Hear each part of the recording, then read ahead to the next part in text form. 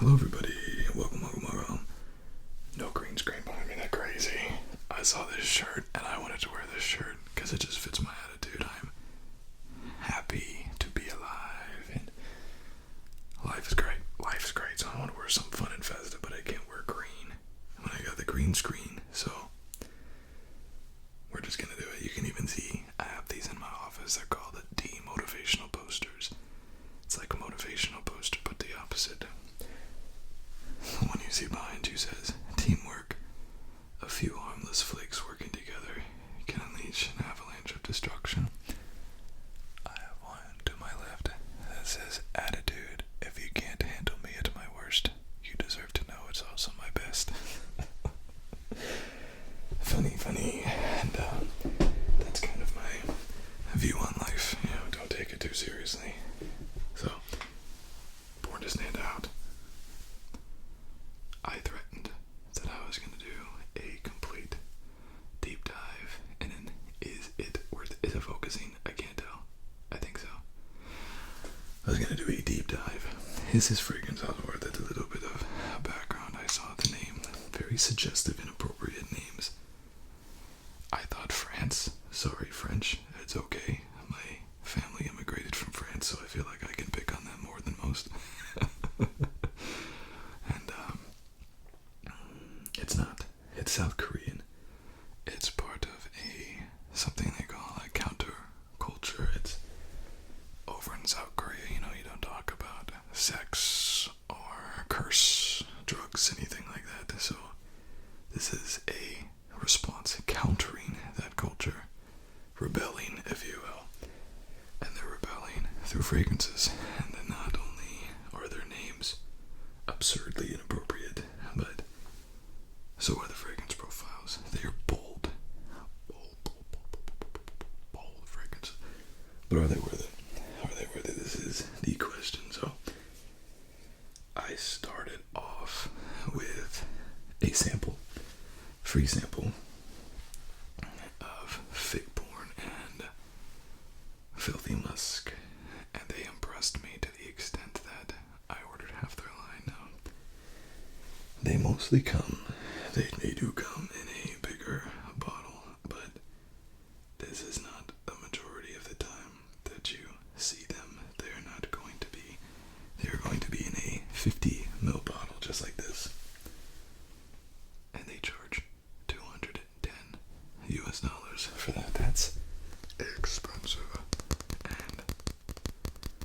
And it's a nice looking bottle. If you wanted to see the unboxing, what you're getting, it's not breathtaking, but if you want to see that, go back a couple weeks and you can watch it, see everything that you get with this fragrance. But it interested me enough that I went ahead and I bought half of them, so it's not gonna be surprising that some of them yes, some of them no. Is it worth it? Some of them yes, some of them no. Fig Porn. You gotta love figs. You gotta love them. If you only kind of like figs, you'd be better off with Boss Bottle Parfum. It's a fig accord. This is all fig.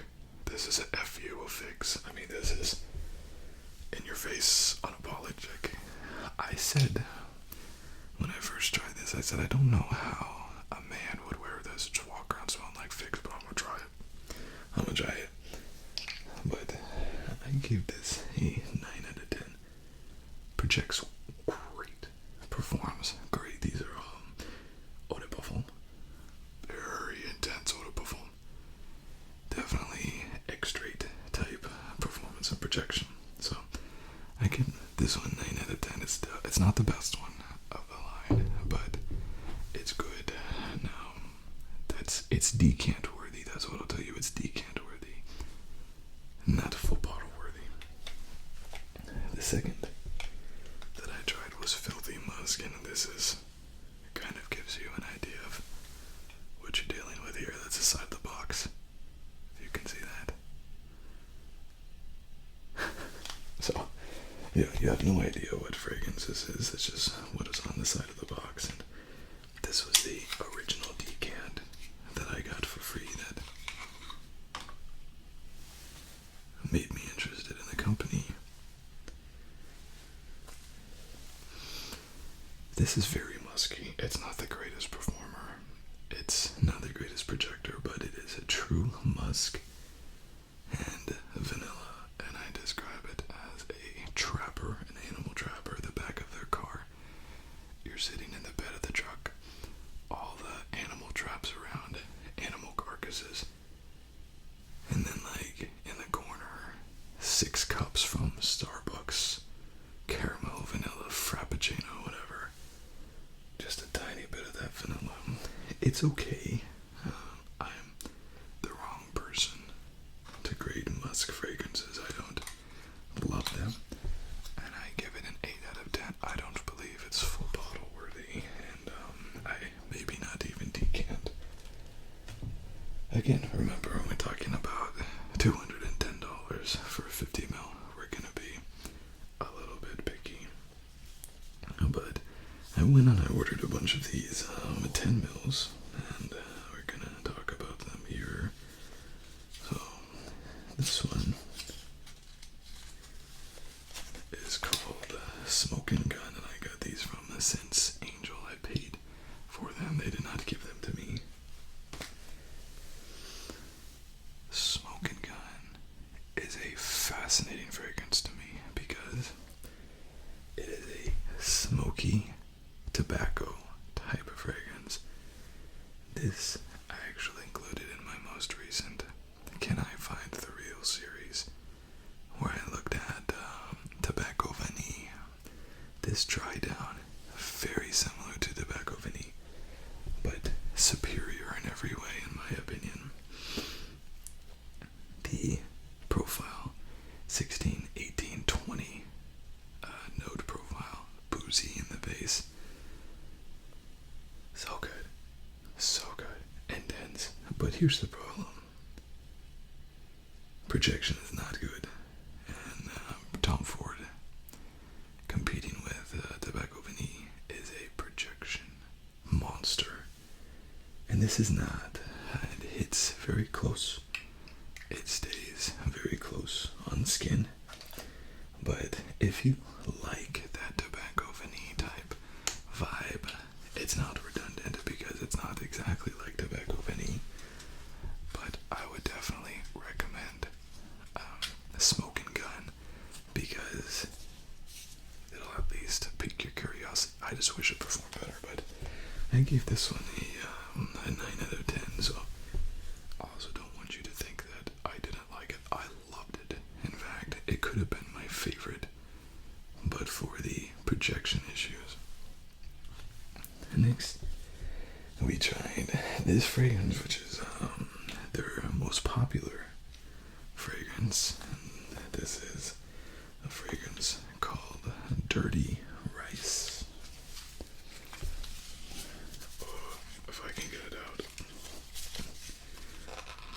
I apologize. I have to keep all of these in their boxes because none of the bottles are labeled.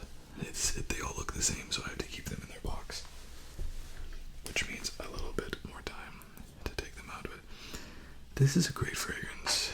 It is it's hard to say. It smells like a bit of a balsamic, sticky fragrance.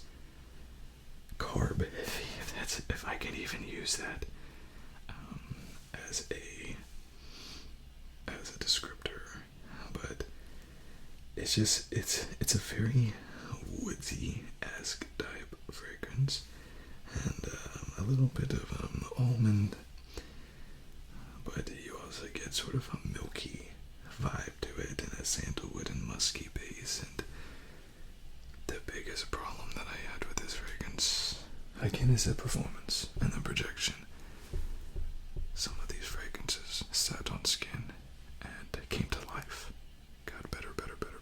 This was not one of them. So the profile was nice, but to me,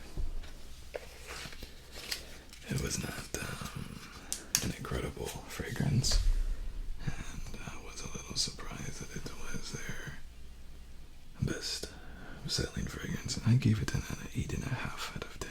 And this next one, I'll actually save the best ones for last. I can talk about this one. This next one is called sugar addict, and I can tell you, kind of summarize for you what I thought of this one. This is probably their number one gourmand fragrance. I can summarize this one by telling you that I had the opportunity to buy a bottle of this fragrance for half off, and I did not take it. So hopefully that gives you a little bit of an indication. I was mostly disappointed by this fragrance. It's not a bad fragrance, but I compare it to a fragrance called Escapade Gourmand by Maison Mataha. And I even wore the two side by side, and Escapade Gourmand outperformed it 100%, like in every way, shape, and form. It is a sugary, sweet, vanilla, slightly boozy, slightly coffee, slightly cinnamon. It's good. It gets an 8 out of 10 for me, but for the price, there's a lot of competitors out there that are, in my opinion, better than Sugar Addict. And like I said, I had the opportunity to buy a full size of this for even 50% off, and I said no.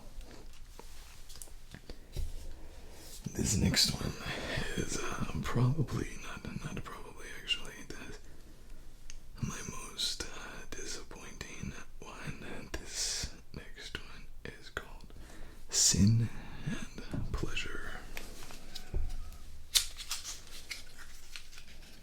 This one had the weirdest, dankest, most unpleasant dry down. I think this is the one. Hold on. I tried half the crew here. I tried over 10 of these fragrances. Maybe I'm getting this confused with Sex and Cognac. Sin and Pleasure and Sex and Cognac. I told you all these are some crazy names. Hold on. I stand corrected. The Sex and Cognac was the most disappointing fragrance, but the Sin and Pleasure wasn't incredible. Understand this. This was just as poor performer as the Smokin gun, and this fragrance is a woodsy, oody type of sandalwood, rum, leather, vanilla. It's not awful, but projection performance out there. It feels redundant to some of their other offerings, and it's not something that you're ever going to get a whole lot of use out of. You know, it's a date night fragrance, but it's too intimate. I would have to be spraying this every 30 minutes because it would just go right away. It goes away as fast as it comes on. I love the almond in it, and I give it an 8 out of 10. It's these are very high quality fragrances, and they're good fragrances. So even the fragrances that are not my favorite, I'm still giving them pretty good marks, but just not really worth it. But that leads me to this, my least favorite, which was Sex and Cognac, which I thought would be my favorite looking at the note breakdown, but I was very wrong. I love saffron.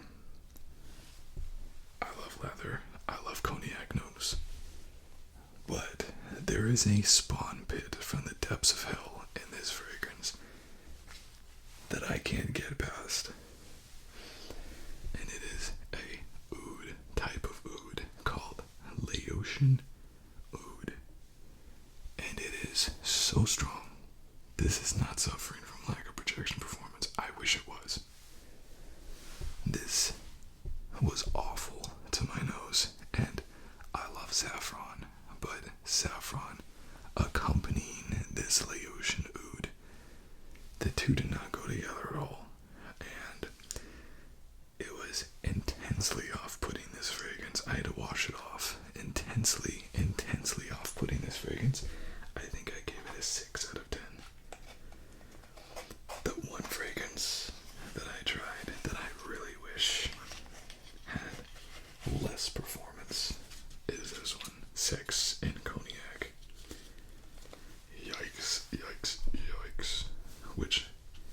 that leads me to the next one. We have Born to Stand Out, Saffron. I think it's drunk. Saffron. And I love saffron. It's one of my favorite notes. So I knew I'd have to get this one. And right away, you have that gorgeous yellow tinge to it. And this is a warm and spicy Cognac Plum saffron leather. Oh my gosh. Gourmand. You just want to drink it like musky patchouli. I really like this fragrance, but it is a little bit hard to pull off. It's not a super clean, super easy fragrance to wear. For instance, the booziness in this is something that truly Killian would say that's too much. That's too much booze. It's so over the top boozy that it distracts a lot from the saffron and the plum it comes off. It's just like a plum wine, which just makes you smell like an alcoholic of exotic beverages. So it was way too much. It was way too much. So I ended up giving it an 8 out of 10, which was disappointing, certainly. Next, we have a fragrance that is called Happy Nuts. And happy, or these nut-based profiles to me are fragrance profiles that I never thought I would really like that much, but I do. And I first found that out when I was sampling Mirage Gourmand, which is an almond-based fragrance, and loved it. I thought it was the greatest thing. So this is another almond-based fragrance. We have pistachios, almonds, caramel, but we also have some tobacco and tonka, some guaiac wood, and some ambergris. My gosh, this won't come off. A little rum and vanilla in the mids. We can try to bust this thing. This is really good. There's a lot going on here. A lot. Probably too much. I would think this would be their best seller, not the Dirty Rice. This is a very mass appealing type fragrance. The creaminess and the vanilla off the nozzle puts off kind of a Bianco latte kind of vibe to it. It's just really good. Really, really good fragrance. And I gave this one a 9 out of 10. So I noticed, I just realized I haven't been talking about if I think they're full bottle worthy. We get to at the end, I'll talk about that in a little bit more detail, but these next two are 9.5 star fragrances, and I love them. These are my two favorite by far that I chose all of them. I ordered all of them. I never would have picked these out as being some of my favorites. So the first one is called Mud. Just very simply, Mud.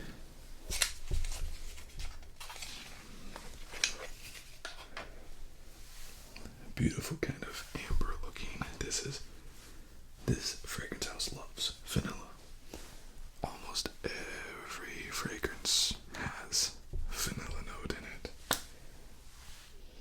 And boozy fragrance notes as well. They all share similar base, which is why you like one, you'll like all of them, just with varying degrees. Milk, almond, chocolate, plum, rose, vanilla, elemi, sandalwood, and amber. This fragrance, as it sits, gets better and better and better and better. The chocolate's heavy at first, the plum and the milk notes and the almond are heavy at first, but then when it dries you get this sweet amber, gorgeous amber, welcoming home, vanilla, and that resinous from the LME, let me tell you. Incredible fragrance. Shocked. Why they came up with mud for this beautiful fragrance that resembles nothing of mud, I have no idea. I don't know a whole lot of muds that have milk, almond, chocolate, and plum in them. Incredible fragrance, but it wasn't my favorite. This one is my favorite, and it's one of the least popular ones. This is called Mad Honey. And I really like honey fragrances. I love the Altairs and the Oceans of the world. But there's so much more going on than just the honey. We have the rum. It's so good, literally, it's so good. I overlooked the pink pepper. There's a strong pink pepper up top. And I still say it was my favorite. I hate pink pepper. We have benzoin, patchouli, vanilla, tonka bean, and we have something that I didn't even know was a thing. It's called Orconics, and it's like synthetic musk, I believe. Orconics. Yeah, it's like synthetic ambergris, musky type, but very rich and complex. It's the first time I've ever tried a fragrance with Orconics. So salty, muddy, boozy. There's so much going on. Actually, this and Mad Honey smell similar. What I said I was gonna do, and we'll go with if I think they're worth it or not. Filthy Musk. No. There's so many musk fragrances out there that are cheaper and better, I think. Fig Porn is very unique, and it's in line with a lot of fig fragrances. Fig fragrances coming from niche houses typically, and fetching a much higher price point, so maybe, but you do have to like that fig accord. Drunk Saffron. No, I don't think it's worth it. Sin and Pleasure. No, I don't think it's worth it. Sex and Cognac. Maybe decant worthy. Smokin' Gun is definitely decant worthy. And then Sugar Addict. No, I think there's better alternatives out there. And then Happy Nuts. Yes, either bottle or decant. Dirty Rice. A lot of people would say yes. I'm not going to argue with them, but not for me. I think that there's better options. But Mad Honey and Mud are both what I believe are the best, and it's just interesting because I never would have picked those two to be my favorite. Like I never would have ordered them if I wasn't just going to order half the line. Turns out to be my favorite, so you never know. What's gonna be your favorite, what's not, but I think they're gonna get a little bit better over time, sitting, macerating, and I don't know if the house is gonna survive that long.